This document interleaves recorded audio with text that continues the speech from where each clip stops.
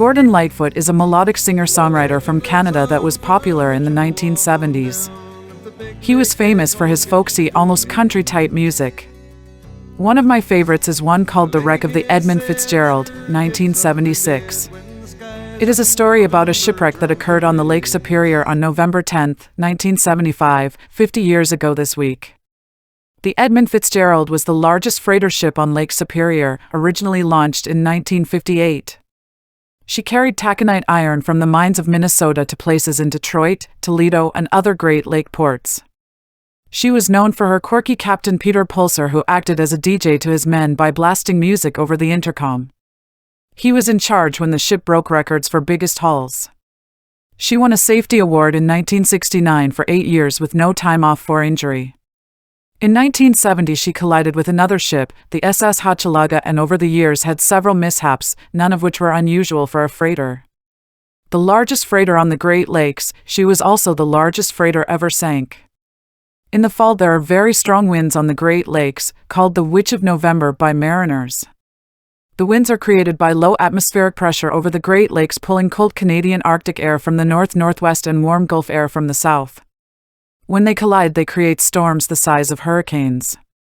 November 10, 1975, there was a storm the size of a solid hurricane Category 2 on the Lake Superior.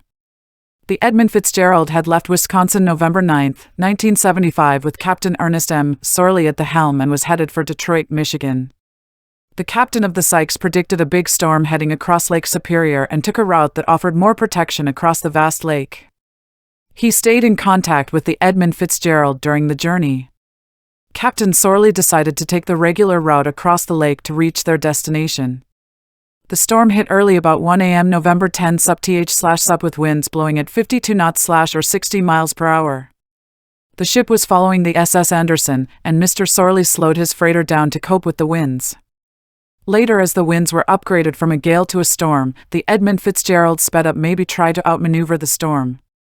The SS Anderson lost visibility with the Edmund Fitzgerald after it started to snow about 2:45 p.m. There was radio contact throughout the day between the two ships while they tried to maneuver through the storm. The Edmund Fitzgerald was taking on water, listing, and lost both radars. She disappeared about 7:30 p.m. About 10 minutes after the last contact with the SS Anderson.